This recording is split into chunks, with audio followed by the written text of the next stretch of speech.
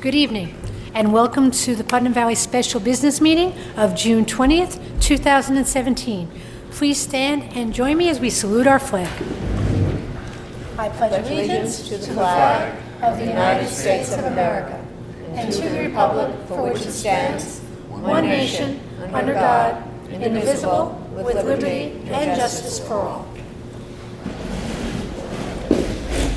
This evening's agenda consists of only one item, primarily, and that is discussion of high school space needs. So, Dr. Wills, who's going to be starting? Well, we thought we would begin with the principal's report. Ms. Intrieri has put together a summary of the process for thinking about the schedule for next year, some of the characteristics of the schedule, and why the fact is that it is not the schedule that is driving our concern right now for space, but we need to look at overall what we're trying to offer at the high school. And Ms. Intrieri will present that, and then after that I'll present a general review with a recommendation. Good evening, everybody. First, I'm happy to see That microphone. here tonight. That microphone. Keep it on the microphone, please. Good evening. Now, can you hear me? Yes. Good. Great to see the students here tonight. I said it's already feeling empty without all of you around. So a little background on our facilities issue. This current year, we counted up the number of possibilities that we could run classes, which is 288. And we're out of those 288 possibilities, 260 spaces are being used. So there's not many spots during the day where we have open for whatever extra needs that we might have. So we're currently at 90%. Now, to get ready in the past 3 years as we've been expanding the program, Dr. Wills brought in science research. That's increased to 3 sections. French has increased to 3 sections. We have our STEM program, a new science elective that's 1.5 periods.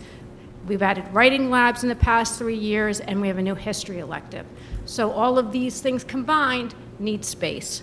We added an achievement center, which is an advisory center to support students. We have new opportunities for special education. And then this coming year, we currently added 2.6 teachers, so an additional science teacher and an additional English teacher, so we can split up the Achievement Center a little bit between teachers.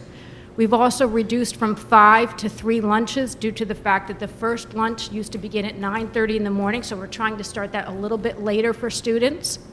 And all of those things together, the programming, the extra teachers, reducing the lunches, has impacted our situation. So we do have a space crunch. We need a room for science research. We need room for current special education programs, and then we have a number of classes, especially in periods 8 and 9, that we need space for. And why is period 8 and 9 the crunch? What happens there that makes that the problem? So that has been a previous issue that we ran into even this current year, and it's mostly due to sometimes things have to be scheduled at the end of the day, like our Journeys program, which is period 8 and 9. Sometimes there's singletons in our program. For example, like this year, AP Chemistry, which is a singleton class. For the room usage, that needs to be at the end of the day as well. We have a large percentage of students returning from BOCES in the afternoon. Our lunch reduced from period 8, and then overall, we just have more seniors in the building. So those factors combined, makes it a crunch for periods 8 and 9. So that's a little bit on our situation as far as facilities, and then I was going to go into master scheduling a little bit, but first, do you have questions about the space crunch as far as what I'm presenting? As to what's causing it? Well, I guess some of the question might be, do we have things in periods for a reason? Like, for instance, Journeys. Does that have to be at the end of the day? So we're talking to Mr. Lathrop about how to expand the program and possibly do the program a little differently, but the way the model, excuse me, was set up, which was just before I came, it was put in periods 8 and 9 so students can leave at the end of the day to go on their internship. And Mr. Newberry, several years ago now, you know, we've never really revisited it, but we do have some guidelines about class sizes. We're not going to run a class that has only 5 students. At one point with the AP conversation, we had said we wanted an enrollment of 12 by the spring. So because when you first hear we're having a space issue, my first thought is we have 125 students less in the building than we did 6 years ago. How could we possibly have run out of space? This is a good explanation, but are we still following those same guidelines about utilizing classes fully? I don't mean 20, but. So one, I come from a history where that was always practiced, so I usually pay keen attention to that. And I just looked at the master schedule recently, and really the only small classes that are left that would be under 13 would be learning centers or classes that are regulated where they have to be that small. Right. But right now, the counselors, they're working on balancing classes so that we don't have one that's 29 and one that's 10, and evening that out. Okay, great. Any other questions on the background?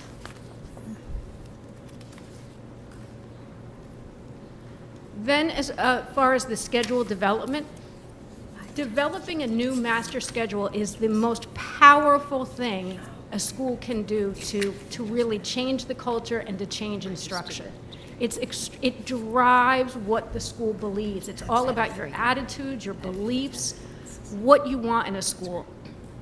Some schools are very adult-centered, and they're centered around what the staff needs, or it's very uniform, and there are no interventions for students. Students are just batch scheduled into groups. There's not individual meetings with students. So sometimes there are schools that really the counselor rarely even meets with their students. They just get batch scheduled into a class. In a student-centered school, the master schedule reflects the student needs, and I have to compliment our guidance counselors. They know just everybody's individual needs, and when you sit and schedule with them, they talk about individual kids and what they need to have in order to graduate, in order to get into the colleges they want, and the personalized attention is very impressive. Strong programming practices, as what I just mentioned with our guidance counselors, but we have several different pathways open to our students. That's what's important. It's not just one way to get to graduation. We offer several different opportunities. But this is where singletons and doubletons play a huge role in the schedule. So a singleton is when a class only appears once in a schedule, and they have to be scheduled in first. So honors classes is one of the first things we do, because if a student wants to take all the APs, they have to go different periods of the day. Band, a singleton, again, drives the schedule because students want to, of course, be a part of that and also take their AP classes. Special ed classes, again, more singletons. And then special classes that are really very popular, like humanities, but humanities is a double-blocked class, so that's a singleton. So all these things, we have to try to make them different periods, which is, you know, the guidance counselors do their best, but singletons play a huge role in the development of the schedule. So our priorities, when we started talking about the Late Start initiative this year, we talked about block schedule. I know that Dr. Wills, Mrs. Doherty, Mr. O'Connor, myself, we definitely see the value in a block schedule. Improved teaching and learning, there's more student-centered activities, extended activities. It's more meaningful. There's a reduced student workload because they don't see every class every day. And they enhance student-teacher connections because there's more quality time with individualized attention. We also had the priority of rotation of periods, which enable to see students at different times of the day. Specifically, we wanted to look at how period 1 students do in a period 4 class. And then students will not miss the same period every day if they are late. That was a huge factor, looking at the number of lates we had in our building. And then we know, as the young ladies presented, 9-period day was very important to our students because they want the opportunity to take all the classes that they can. And then we did have concerns about space in an 8-period day schedule.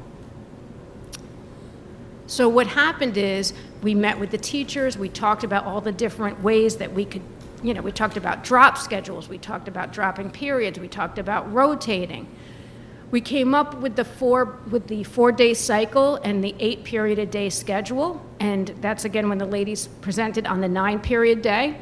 So we went back and we met with Michael Reddick, who is the national, he's a professional scheduler, and he helped us develop the 5, 6, 7 period, which is the static 40-minute periods where the lunches will be. Again, originally we wanted to do a unit lunch, which was one lunch that would serve the whole school, but really our kitchen is not capable of serving the whole school. So we were going to try 2 lunches, but we thought 3 was even better. So the 5, 6, 7 you can see in there are the 40-minute periods. You can see we have the 1 through 9, which is the traditional day, so they see all their classes. We have the blocks, the even blocks, 2, 4, 8, the static periods. Then the other days is the 1, 3, 7, 9. This is the day that was going to be rotated. That's still the 1 through 9, and then it just repeats again. And we moved from a 4-day cycle to a 6-day cycle because the science labs and phys ed classes. It wasn't going to work under a 4-day cycle.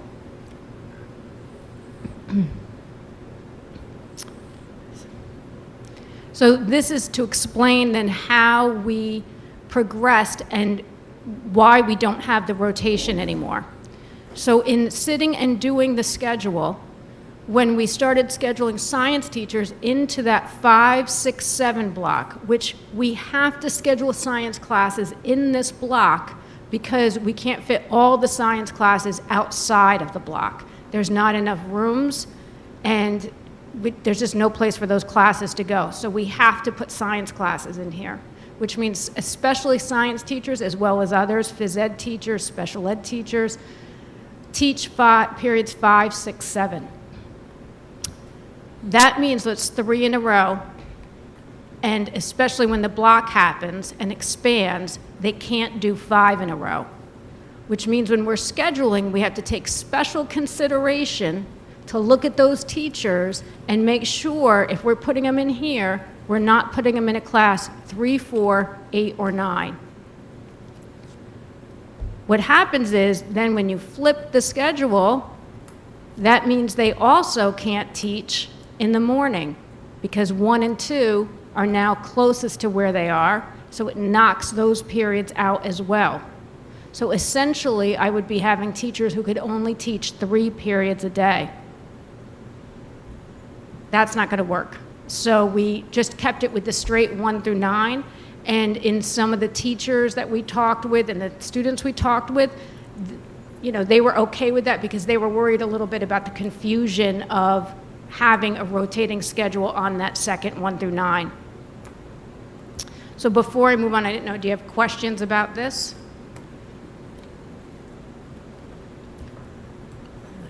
I reserve questions. Yeah. That's fine. And it appears from what you said then that that 1, 2, 3, and 4, because of the other needs of 8 and 9, they can't, those classes can't be switched to 8 and 9 because they're not, they would be displacing those classes that we need during 8 and 9? Correct. Correct? Okay. Correct. Or we wouldn't have the space for them, or... I do have a question. The long, what you're calling the B and A long days, they do flip, or do they not?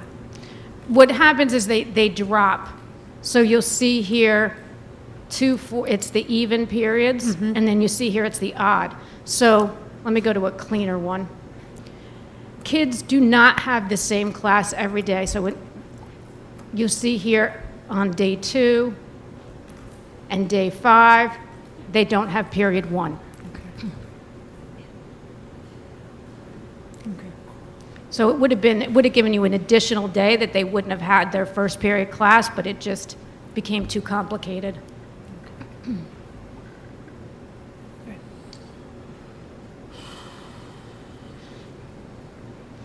And then the goal became the greater good. The faculty, I have to compliment them. They are extremely motivated.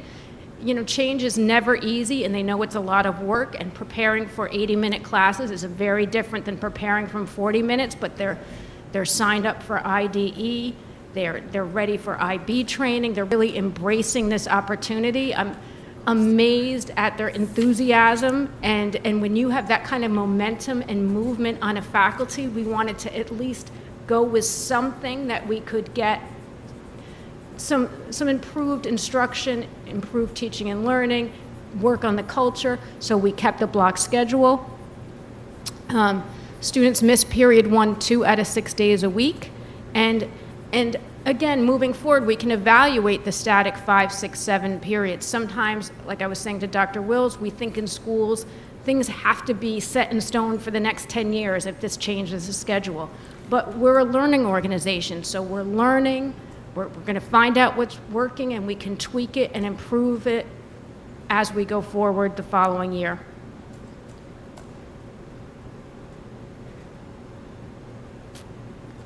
Any questions, or you want me to go on with attendance? I reserve questions. Okay. So we're getting ready towards the end of the year, and this all started, of course, because of the late start and attendance, and looking at it and recognizing that we have a lot of students coming in late, a lot of student absences last year. So Mr. Lee put together these great charts for us that compare the 15-16 school year in blue and the 16-17 school year in orange. So we see with excused absences, not that much different. I mean, they're basically, they're evening out, but there is a slight dip. But when we look at the unexcused absence comparison, we see a major drop-off of about 1,200 absences for each period 1 and period 2. That's a significant drop, and we see throughout the day.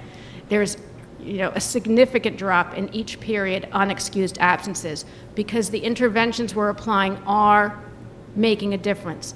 Students and parents are getting attendance letters home that let parents know how many absences they have. They're being followed up with conferences in the office. Parents get phone calls. Sometimes there's parent meetings because, again, the goal is not to punish, but to help support families to get their children to school and recognize the importance of it. So just through these efforts, and I have to applaud Mr. O'Connor because he's been working hard on this, it has made a difference. And I think the greater focus we put on it and keep paying attention to it, there will be a greater impact. Cindy, can you define excused versus unexcused absent?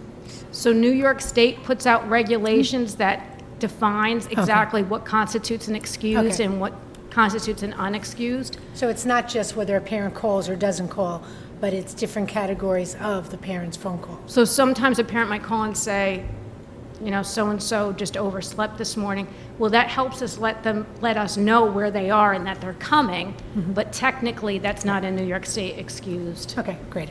And that's the way it shows up on their power school. So depending on if we have a consistent person there, because sometimes we have substitutes and different things, so it depends. If we have consistency, then they know what the codes are and how to put them in so that they know the different excuses for what's excused and what's unexcused. Generally, if they bring a note, parents generally write, so-and-so was out today because they were sick or had a headache, and so that's an excused absence. And I know you weren't here, so my question on period 5 from last year, why there's such a spike in unexcused absences in period 5 last year from period 4. I mean, and also that's the only one where you have essentially a 50% cut between previously, or is that? Well, it could be, it could be, a senior issue where seniors had a double lunch, maybe, or their friends had a double lunch, depending on what those senior schedules looked like.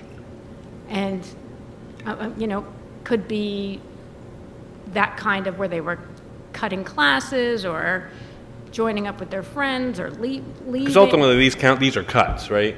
I mean, unexcused technically absence these are cuts. So it's most likely would have been a senior situation.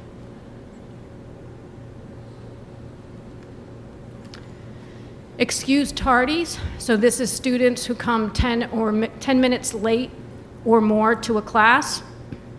And we see, there is a difference between last year and this year. You see a little more excused tardies, period 2, which means parents could be writing notes. At least they know they have to write the note when their child comes to school. And then throughout the day, you can see various levels depending on when parents take them out for doctor's appointments, things like that. That's why I think you see a spike in period 8, because often that's when parents come to get their children for dentists, doctors. And then again, we see pretty much a significant drop-off in period 1 with unexcused going down, a little bit of an elevation in period 2, which could be, again, because they're writing notes or et cetera, or they're missing period 1 completely.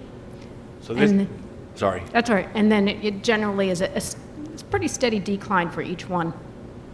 So this is cumulative for the year, and we have 180 school days. So we're looking at 100 tardies a day in first period? Whatever. I would say generally it's probably more in the range, I would have to look at it, 50, it's probably around 50. So That means there's a lot of kids coming in the first 10 minutes. You'll see the buses come in, and you see a lot of cars, and you see a lot of kids still hustling to get into the building. And those are generally kids, they're not getting the note because the parents, they're dropping them off. So they're just running to class.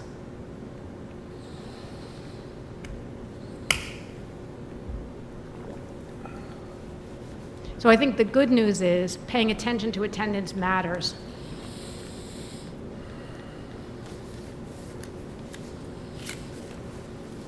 Any other? I think this is valuable as far as when we start actually, in effect, one period later coming, not this September, but the September after, I'm anticipating. It'll be interesting to see if the comparison still continues to improve, et cetera. It's interesting. Any other questions? Is that it? Yes. Okay, then I'm disappointed in our inability to be able to come up with that full rotating block schedule. I think that would have been revolutionary for us and really great for kids. So I'm thinking way out in the future scenarios. We talked about the lunchroom being an issue.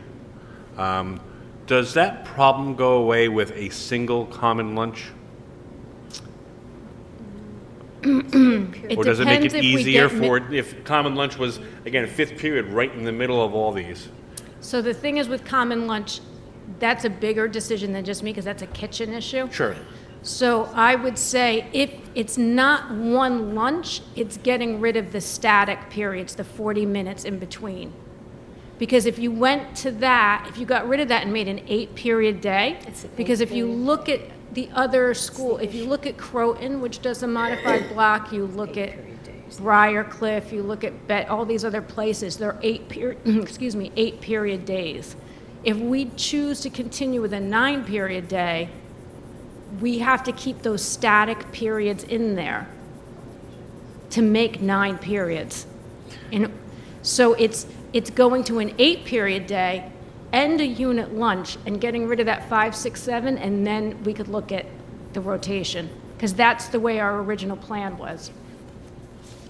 Now, with the static lunch and an 8-period day, that might pose a problem for afternoon BOCES, wouldn't it? Because there'll be one less period for them to have classes? So the way we would have to do lunch, we would have to do it the way Croton does it, where they do, it would look very different from this. It would just be blocks, and the 5, 6, 7 would disappear, and within one block, there would be like some students go to lunch during the first half, some students go during the second half. So we'd have to make sure that block falls within a time period when the BOCES students return.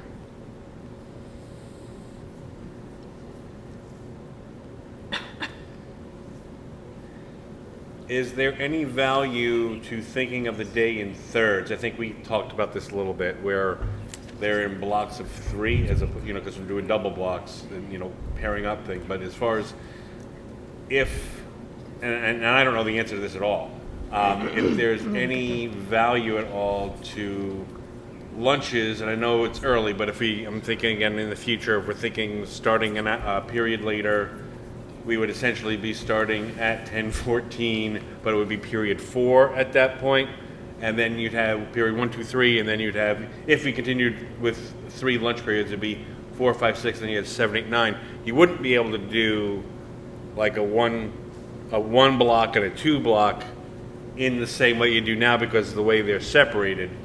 But does thinking of the day in thirds as opposed to this skew that pushes everything really hard to 8th, does it make a difference in scheduling for what our issue is with 8th and 9th?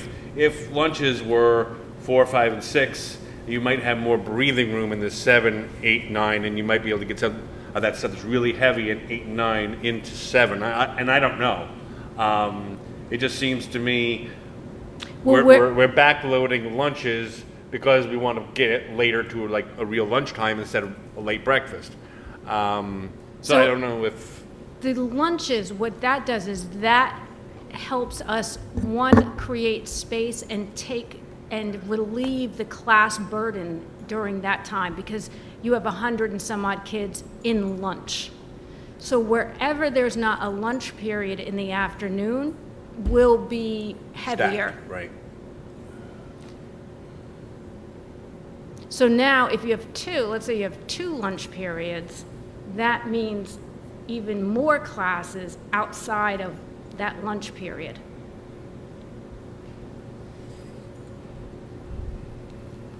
And the consultant who we spoke with didn't really have a solution where we could continue rotating those first 4 classes in any way, or this is the best solution that he came up with. So when we met with him, we gave him the criteria that we wanted, which was the 9-period day, based on using blocks and rotation, and he's the one who developed the 5, 6, 7 static periods in order to get the 9 periods and the block. And our issue with not being able to do it is, again, not being able to have teachers teach 5 periods in a row. That's our rub. That's why we can't do it, correct? Correct. And that's why you can't flip the other way, 9 to 1, like starting with period 9. That's something that can't be done either to relieve pressure on first period being always at the top. That's a good question. The problem with that is the BOCES kids. So we have kids who go in the morning to BOCES and kids who go in the afternoon. And so if we we just got to flip reserve it, 8 and 9, right? yeah, Okay. if we flip it, then they'll never get they'll miss their class too often. So there are many constraints to scheduling, one of which also, you see the times up there. This year, in order to stay consistent with the middle school, we kept the times the same. So periods 1 through 9, it's the same exact bell schedule as this year. And then the blocks are the same times, but just 2 periods combined. And that was to make it easy because we do share staff between the 2 buildings. But perhaps with a new principal, a new assistant principal, and assistant principal has some experience in scheduling, maybe something together can make something together. Okay. We collaborate. It's just things, for example, like our new LOC teacher, which specifically hire, part-time at the high school, part-time at the middle school, so to maximize resources. Sometimes it's necessary. I'm glad to hear that you are building the schedule with the thinking that we may be looking at a later start time a year from now. So we're not reinventing the wheel all over again, just kind of shifting. And ideas have come out of this that I know Dr. Wills has mentioned, like things can be considered for the future that would have to be worked on, like staggered schedules for teachers possibly, or different things where you could run an additional maybe period after the period 9. Some people start period 2, end period 10. Some people start period 9, start period 1, end period 9. So there are some things that we could do to try to look at this. And I don't know if Sarah and Aaron have any thoughts. I mean, I don't know how much time you've seen, if this at all. Any thoughts at all? Not to put you on the spot.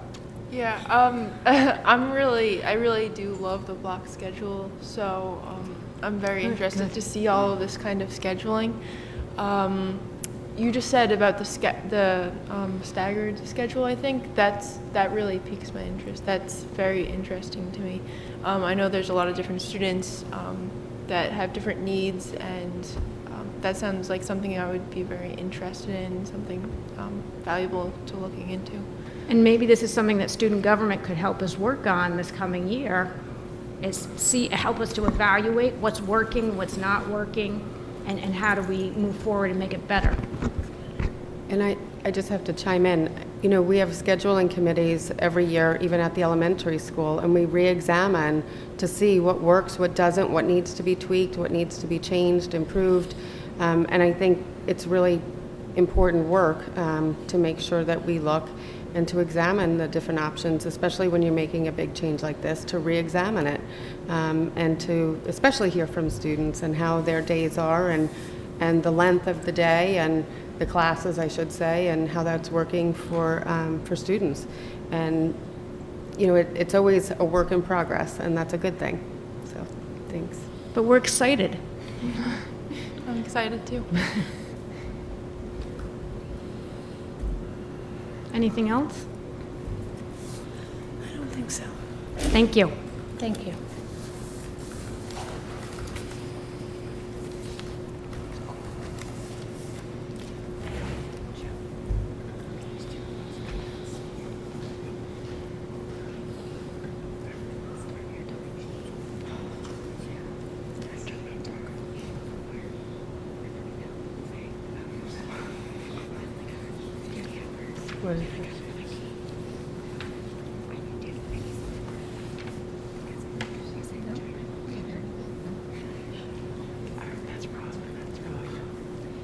So I would just like to note that a tremendous amount of work at the high school went on this year looking at schedules. And I can remember starting with one, for example, the one lunch schedule, and going to different places, going to Nyack. Students went to Croton. There was a lot of investigation. And we also met with this consultant. And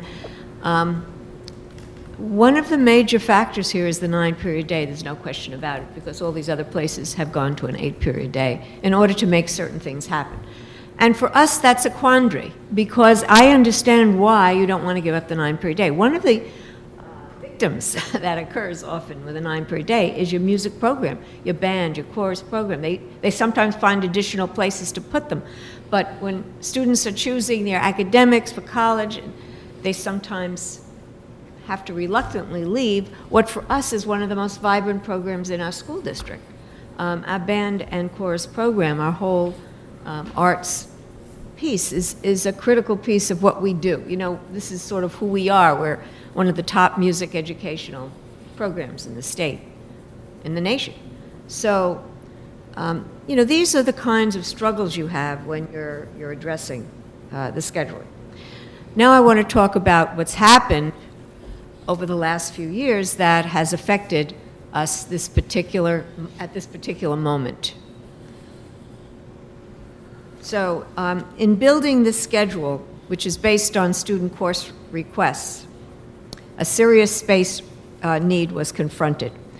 Now, over the course of 3 years, we have added programs for students, opportunities for students, and the students have been drawn to those programs and have become exuberant about their interest in these programs, as have teachers in these programs. So sometimes there's a danger in creating, because you sometimes come up against something that we should have expected, and I acknowledge this, based on the fact that we were at 90% last year. We should have realized that we were going to hit the wall this year, but you know, we had wishful thinking that we could adapt and adjust.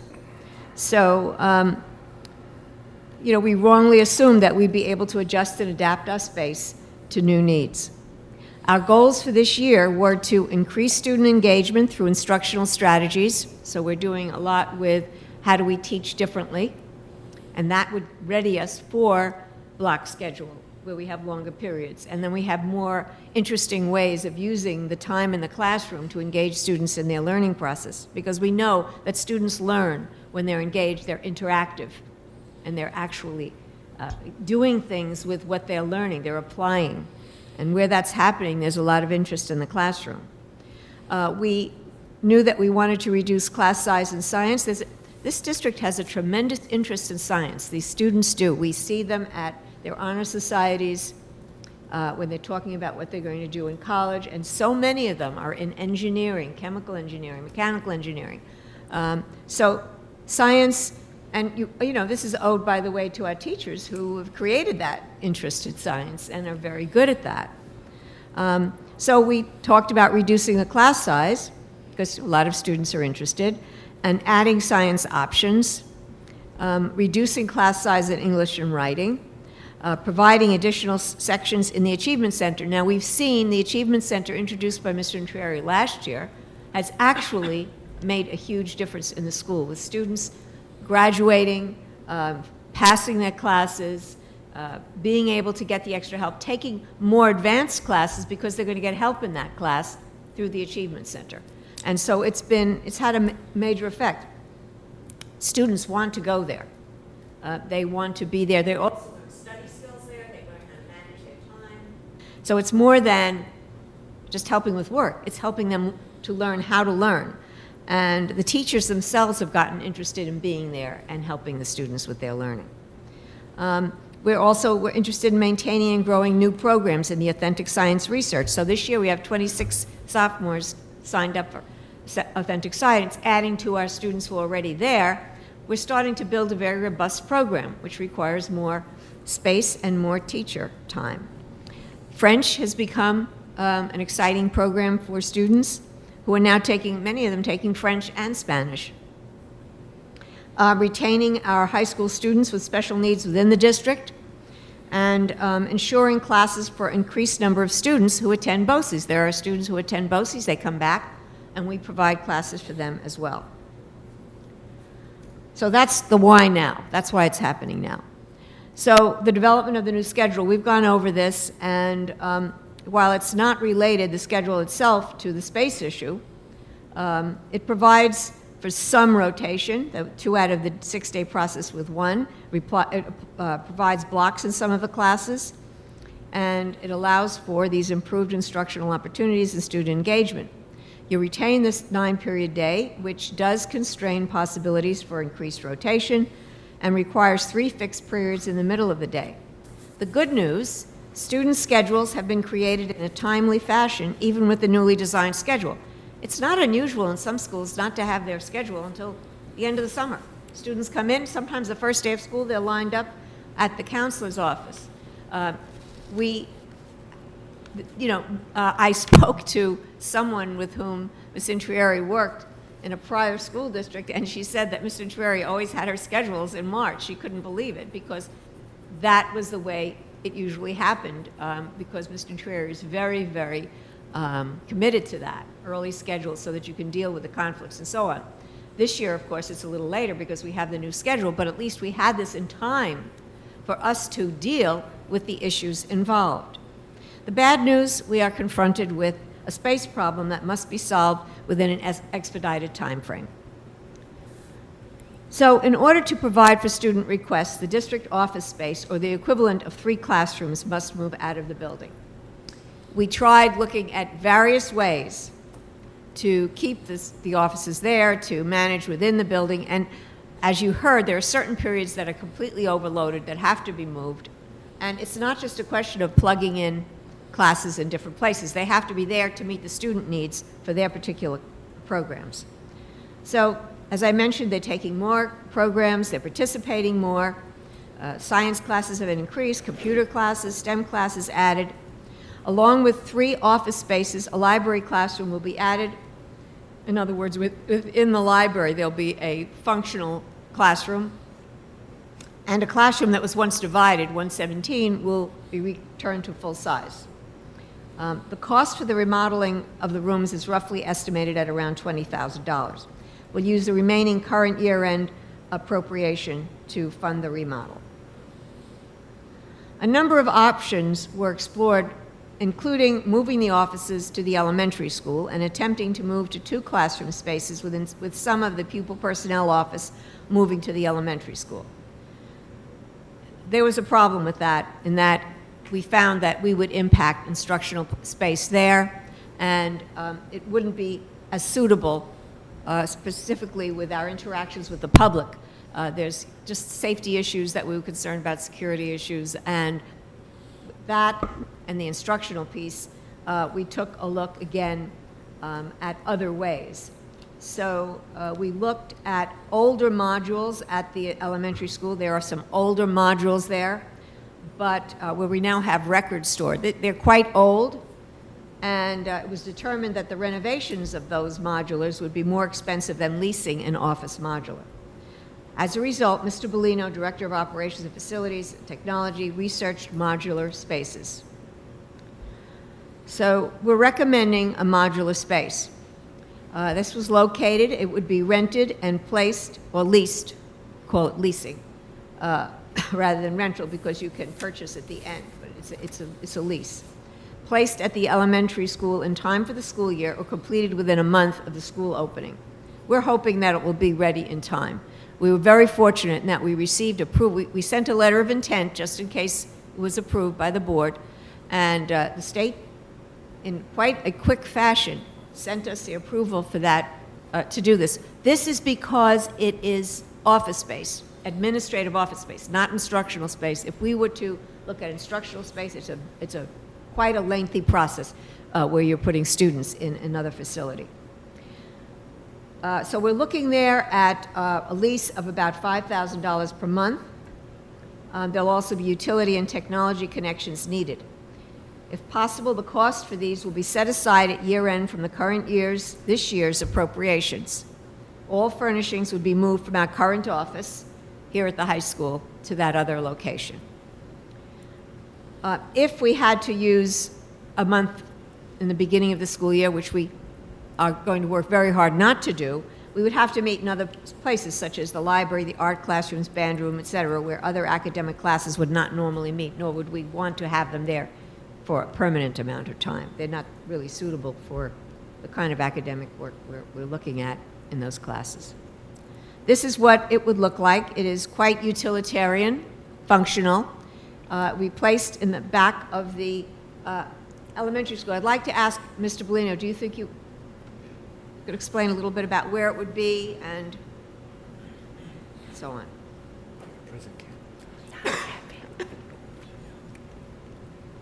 Yes, for those of you that have been around when we had the former admin offices and the transportation building up at the back of the elementary school, the little red trailers, basically. That's the spot that this would go in. Rather than 2 separate buildings, it'd be one contiguous building, so I can get everybody in one spot there. Measured it out. We're looking at roughly 64 by 80, so a little, about 4,800 square feet we can get in there. My reason for looking at that location specifically, first, though, it's a nice big open area.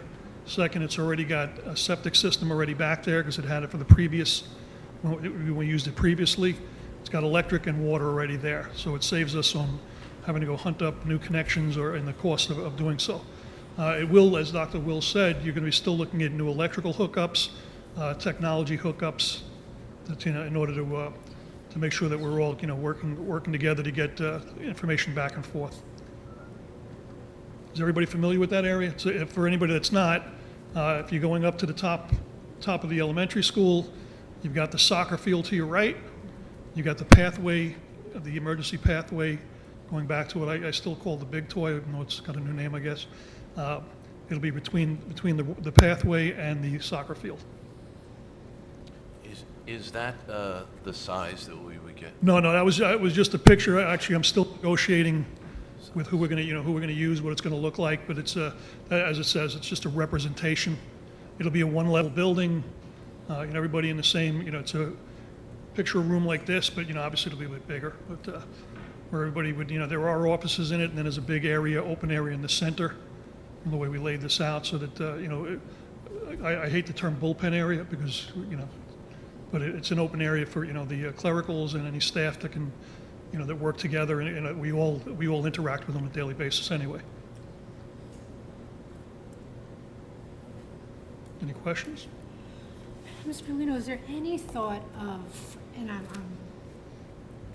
scanning my brain, to on this campus to have a modular? I mean, my preference would be to locate our administrative offices where 2/3 of our student body is, rather than 1/3. Well, I would suggest to you that this, in my head, in my belief and vision, that this is a temporary solution. That's why we're looking at a 5-year lease. I believe as the board's probably getting ready to put together a facilities committee, I think one of the things you're going to have to be looking at for this campus and this building alone is that you need more science rooms. I think, I can see, I envision administration coming back as part of that expansion.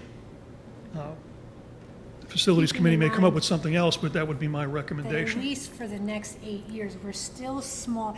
I'm struggling with our biggest classes using less space than we have now. And I'm speaking, I'm sure there are people in the public that are saying, when we had almost 700 kids here, we didn't have the space issues we have with 550. And that's, I understand it, but it's still confusing. Well, again, as Ms. Contrari mentioned, there's more classes, there's more things that we're trying to do for our students. Just the special ed program alone, which I think, if you look at, you always want to educate your own students. It's one of the reasons why we built a high school. To bring our own students back, I think, is the feather in our cap. Not to mention, it gives them a sense of home, a sense of purpose, and a place to be there, so they're not traveling all over the place for different places and they get lost in the community.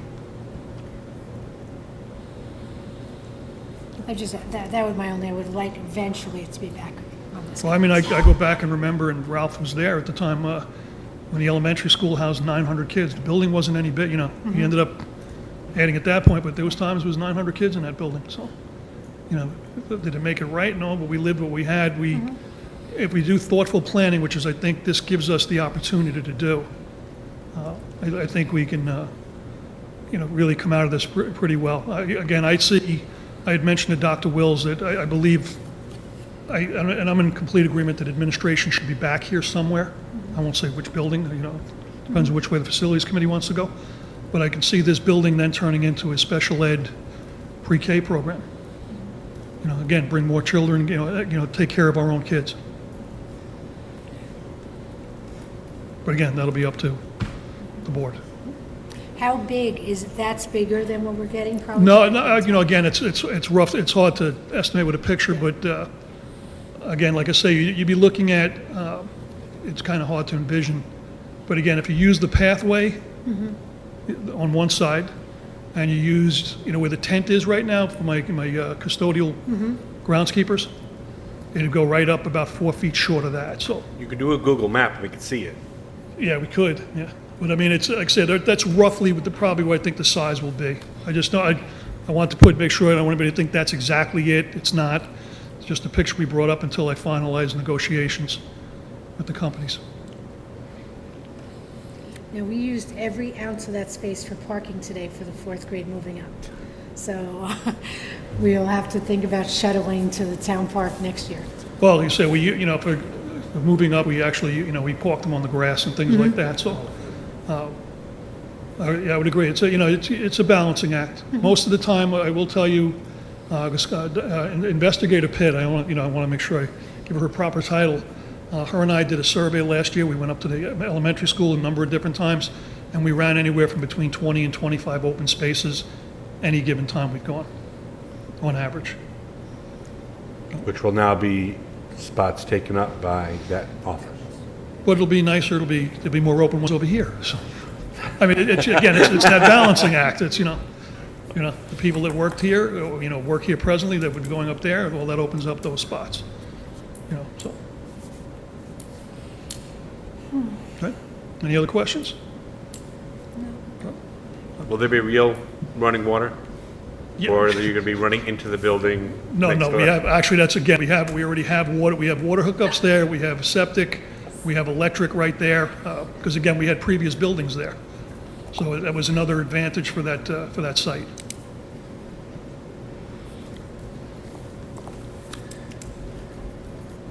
And when we talked about the pre-K, we want to make sure we're thinking of a special education pre-K. It's called a 4410 program. Some districts do it, not everybody, but you can apply to the state to provide services like occupational therapy, physical therapy, speech, and certain types of special class programs for preschoolers. With state approval, you just sort of run your own. Instead of, right now, we're required to contract out with HTA or different organizations, different agencies to do the evaluations and the services. So that shift would just, would come through us and hiring people to do those evaluations, And just there's like an aid. agency. There is aid attached to that. Well, it's all aid. The all district aid. doesn't pay for any of it. It's half the county and half the state of New York. So that would be, for us, a very positive thing for our students and for, the taxpayer as well. And that would be the case even if those providers were our employees. Correct. Their salaries would still be paid for. Okay. So we're looking at about $60,000 a year for the modular, For the leasing costs, for the yes. leasing? So, as I mentioned, that we had located through Mr. Bellino, we had located the leased, a facility we could lease. And as I said, we already obtained the approval, so that is a positive step, and how we would manage. As I said, we also, because it's an administrative office, we were able to obtain that approval in a timely way, which would not occur with instructional, it would be months or years. It takes a long time now. We just talked about this, but the modulars really could be part of our long-range plan. As you know, as Mr. Bellino mentioned, we had talked about having a facilities committee, and we wanted to better meet student needs and opportunities, and we were waiting to meet budget targets over long term to avoid impacting resident taxes. So that's what we talked about with the facilities committee. We saw that chart of the debt service and the payments, the debt payments reduced at a certain time, which would be a time that we would want to hit as a target. So we came a little bit sooner, but we also could have this could be part of a long-range plan. And if we, have this project go forward, we'd have the ability to accommodate this early intervention education program with funding from these other sources, the state and the county. So at this point, we're looking to the board to give us the go-ahead with the resolution to allow us to move in this direction. I have a few questions and/or comments. I guess a lot of this comes under the guise of be careful what you wish for. I mean, as far as creating program centered on students' needs and wants, and they come to it. So, you build it, they come, and that's a great thing. So, I mean, as far as in the most positive way possible, it's a self-inflicted wound. So that's not a negative, it's truly a positive. I do have, I guess, questions, because we talked about one of the primary issues with scheduling 7 and 8, or 8 and 9, or science bleeding into the lunch periods. And that's because we don't have enough labs. One of the reasons we don't have enough labs. So, again, like I had mentioned earlier, if we were to kind of dream and imagine we had the largest cafeteria on the planet and could handle all that stuff, the other question is, how many new science rooms / labs does it take to relieve that pressure so we don't end up with the issue of teachers having to teach so many in a row because they're stacked because we can't cross or parallel program. What's the magic number to make that become important? And there's obviously not an answer right this second, but something we need to think about. And additionally, I know we're 3 to 5 years out on IB. What impact does that have on space as far as the model? Well, probably this schedule will probably be different by then, but how does that impact that? Because it's also in the if it's in the 3 to 5 year plan, it's also the time we're talking about this modular and any capital improvement that might be necessary. So all those things together. Now we got to be hyper vigilant about thinking what we put in place as to what it impacts moving forward. Similar to as we do schedules every year, I think it's incumbent upon us to have schedules. I know it's not easy, and you won't have the failures and all that stuff. I think the majority of scheduling needs to be done before we adopt the budget, because we'll know the impact on that point. And I know that's April. So I know that's a big deal, and that's hard. That pushes everything back a little bit. But I think that's got to be something we got to at least try to attain, is that we're more in the clear, knowing what our problems are going to be or our issues are going to be before we put a budget in place. That way we have, Yeah, I think some of these things will be part of the long-range planning committee inquiry. We'll be having to look at facilities and what we actually need for science and so on. Right now, our enrollment is fairly static at the high school. We still have some big classes coming in. Right.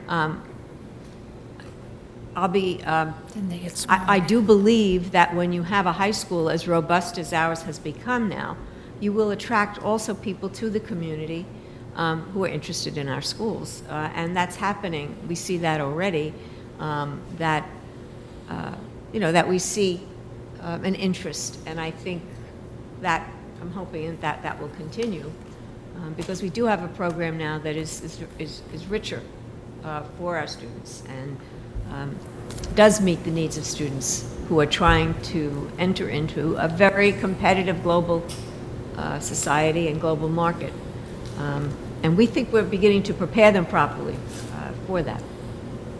We're also still not the known entity that all the districts that we divorced ourselves from when we created our own high school are known. I mean, Lakeland's a bigger school, Yorktown's a bigger school, all Peekskill's a bigger school. All those schools that this high school is now, quote, competing with, they have, the colleges are well aware of those schools that they've been around for decades. Yes, and that's why the science research program, we saw something happening this year that was really exciting for our students. They were at the competitions with other schools, the regional competitions, and we were doing very, very well. And we just started our program 3 years ago, and many of these schools have programs for 15 years.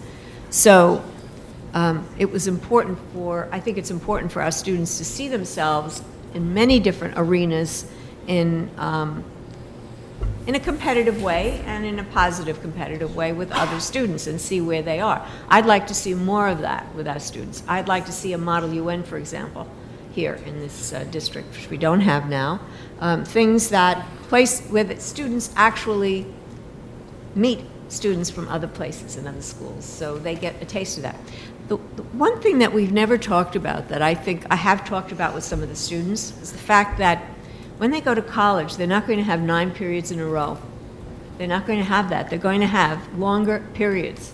And when you leave a high school where you've had one period after the next every day, that's a very different experience than learning about what happens when you don't have a class the next day and you can prepare differently and you can manage your time.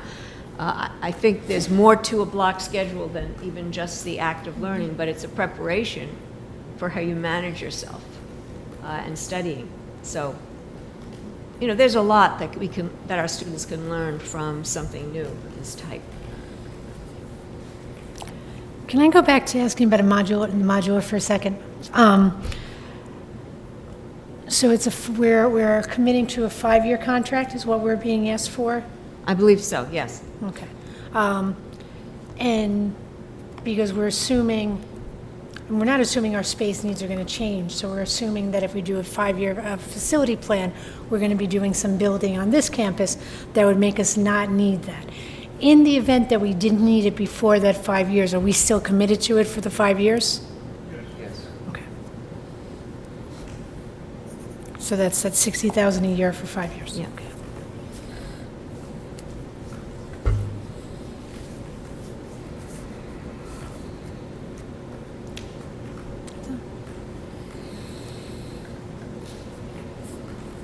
But you could, no. But at that point, if you didn't need it, you could retrofit and get a permission to use it for instructional space for that program we were talking about. So,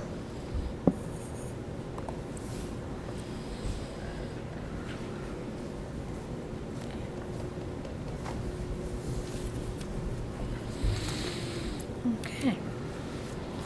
I see there's no, well, first I'd like to open it up to public comment on, so far, our agenda items. And I see no space for student reports. Girls, do you have a report with an hour left of school? Or whatever, whatever it comes to. So I'd like to take this opportunity to thank both of you. I know we did last week. We weren't sure you were going to be here for this year. With the way our student government works, may you be with us again next year, or will there be other student representatives? Well, I got reelected again for my grade as co-president. Congratulations. So, thank you. So next year I will be in student council again, and I will be running for president. I'm not sure if anybody's going to run against me. Same goes for me. Okay, well, congratulations, both of you. Doesn't surprise me in any way, shape, or form. So maybe we will see you again. Dr. Wills, do you have a superintendent's report? well, this is a week of graduation. Yes, it is. And some wonderful exhibits and programs at the middle school. I went to the pollinator exhibit and demonstration, and today they had their invention convention for the 6th grade. That was the science was the pollinator, and there are just a number of wonderful exhibitions at the schools and feeling of fulfillment at the end of the year, and it's been a good year. Did our students all weather their finals safely? And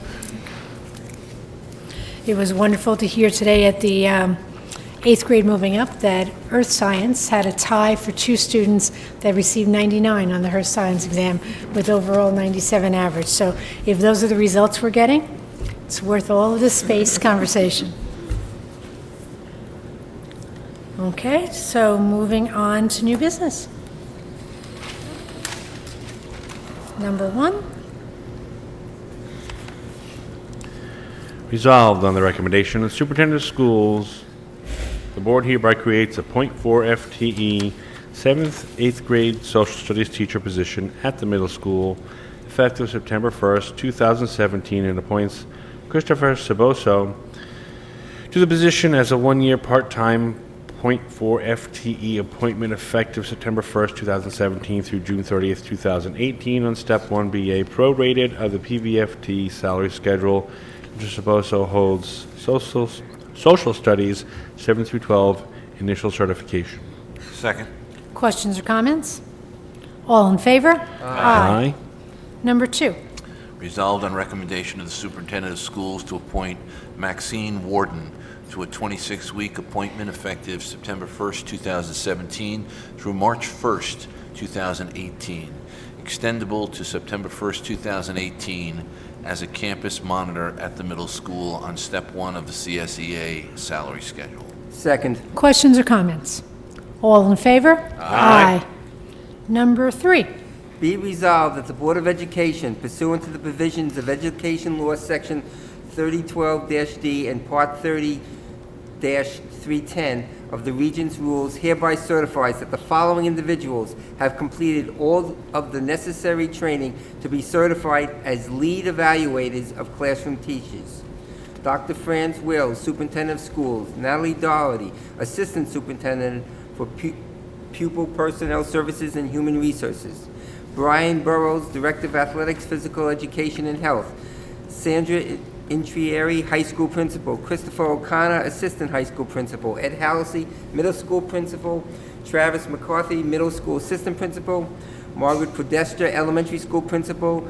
And Jeanette Mistrata, Assistant Elementary School Principal. Be it further resolved that the Board of Education, pursuant to the provisions of Education Law, Section 3012-D and Part 30-310 of the Regents' Rules, hereby certifies that the following individuals have completed all of the necessary training to be certified as lead evaluators of building principals. Dr. Francis Wills, Superintendent of Schools. Second. Questions or comments? All in favor? Aye. Number 4. Resolved to authorize the superintendent of schools to enter into agreements effective July 1st, 2017 with the following staff members. Agreements referenced in the official minutes of this meeting: Maureen Bellino, Patrick Bellino, Susie Cummings, Natalie Doherty, Jill Figuerella, Michael Lee, Jeremy Luft, and Agata Zumsky. Second. Questions or comments? All in favor? Aye. Number 5.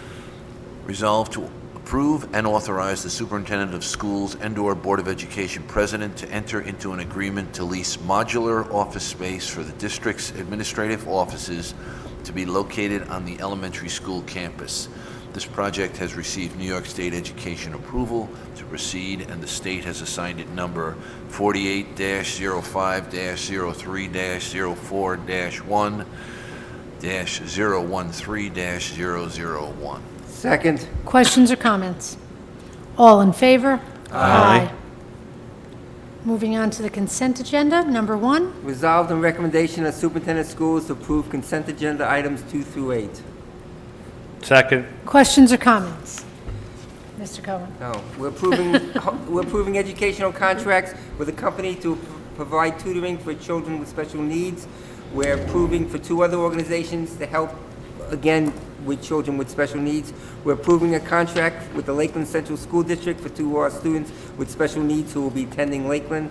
We're accepting a donation from the PTA for summer reading challenges, and we thank the PTA for the generous donation. We're approving some hours for the head middle school, high school custodian, so he can he can perform his transition to this new position and coordinate what is going on with the custodial staff at the schools.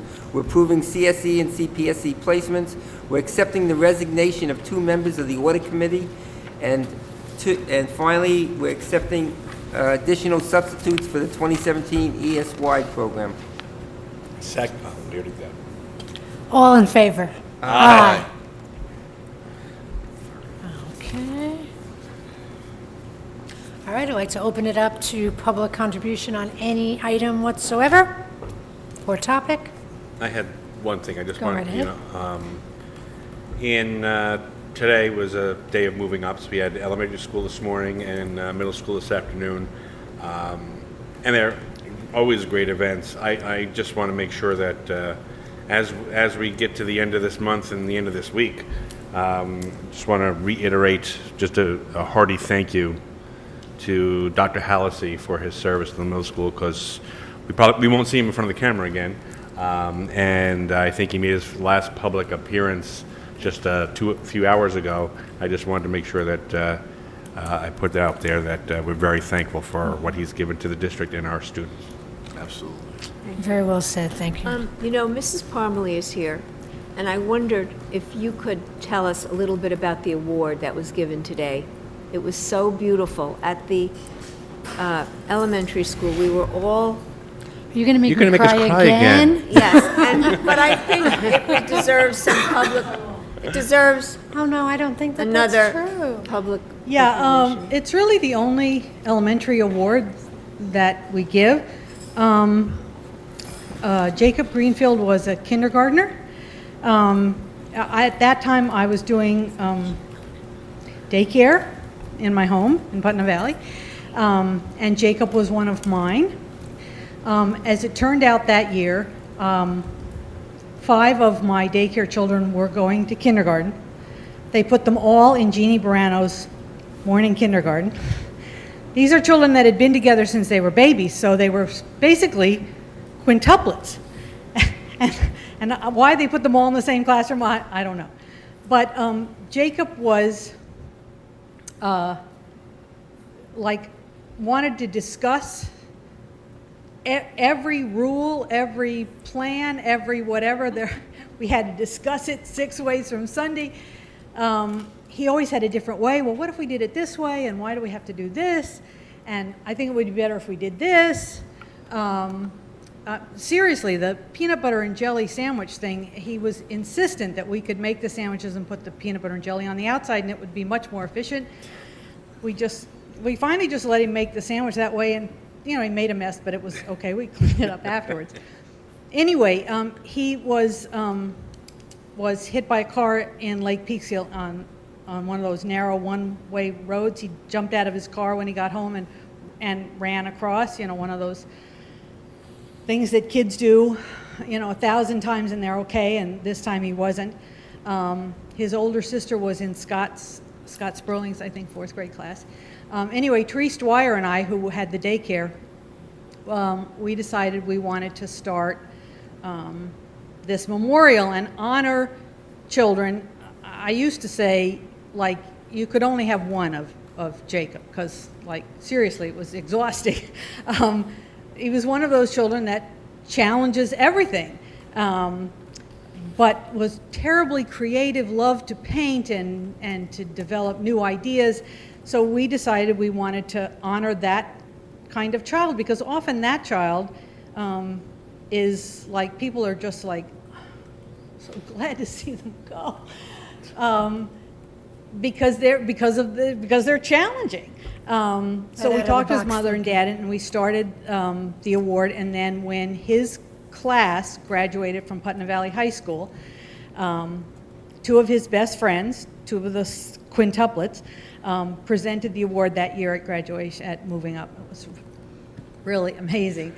Katie Dwyer and James Spring presented it that year. And so we thought, okay, his class is gone from Putnam Valley.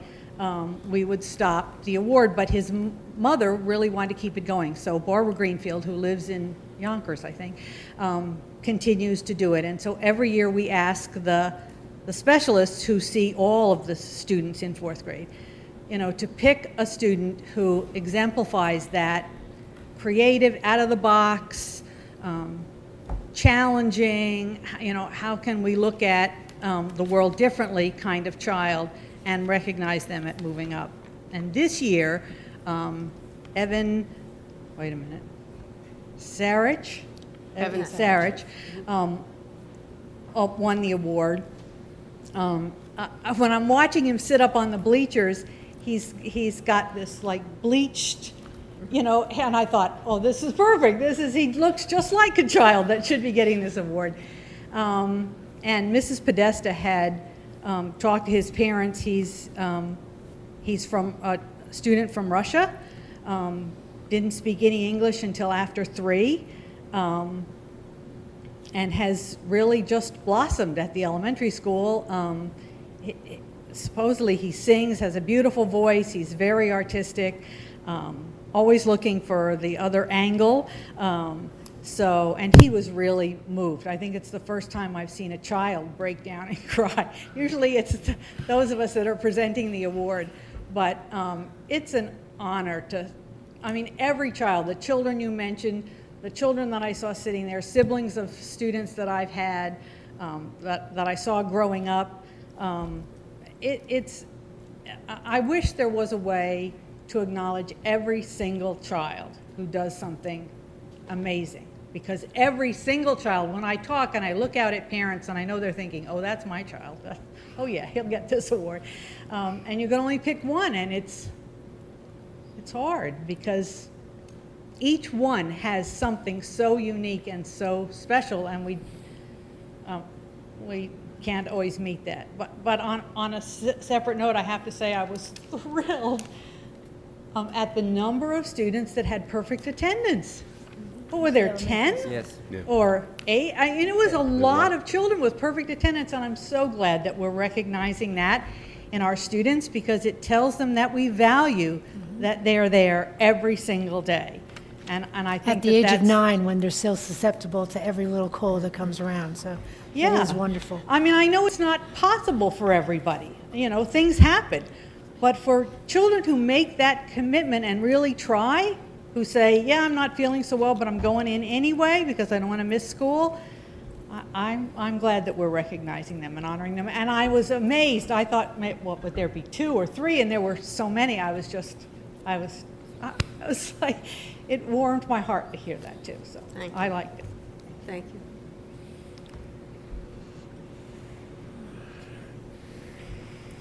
Does anyone else have anything else? Okay. I'll just still wish everyone a safe prom season. Everybody's Absolutely. watching this, and remind each other to make it a happy and safe and joyous event, as the letter that went out from Mr. O'Connor very clearly explained to everyone to be careful of this at this risky time of year, so that everybody have a safe and happy and healthy prom. Both on the way to prom and on the way back from prom. And playing off of that, I don't know if the decision's being made anytime very soon, but the weather's looking terrible for Friday and Saturday. If the decision's going to be keep it inside on Friday as opposed to wait till Saturday, do it on Saturday. It seems to me that Friday is going to be a better thing than the Saturday thing, only because not for any other reason other than it's a day. You don't have that day off after prom, another day off after prom. That could be judgmental issues prior to graduation. So I'm just something to be thoughtful about as to when we make that decision, and the sooner the better, so families can reconnoiter what they need to do for the limited tickets. Yeah, and we do stream the graduation live, so that is a plus. And in the back. So what is, I know I am hearing the forecast. When would Thursday. we make that call? Friday? What do people think? I think either, We've already talked about the scenarios. It looks like Friday is, right now, they're talking about thunderstorms. So obviously that would be out there. Saturdays, they're talking about rain again all day. We would probably, I would say, no later than Thursday, Thursday night, so it gives everybody enough time to, by Thursday night, we have to make that decision. Because then that's as close as you can get to a window. Right. I still always find myself thinking of the poor class of 2008 that we chose to bring it inside on a Friday night. We didn't have a rain date at the time, and they were talking about severe thunder showers, and it didn't rain a drop until well after graduation, so about an hour or 2 later. So there's really no... But you always have to find that balance. Yeah. especially with thunder. Yeah. yeah. Right, no, I was saying it right. Okay, we have time to talk about that. And, And, Session. yes, I'd now like to resolve to convene an executive session for 1 matter of pending litigation and 2 matters of employment history of 2 particular persons, after which time no further business will be conducted. Second. Questions or comments? All in favor? Aye. And congratulations to all of our new middle schoolers, new high schoolers, and soon-to-be new high school graduates.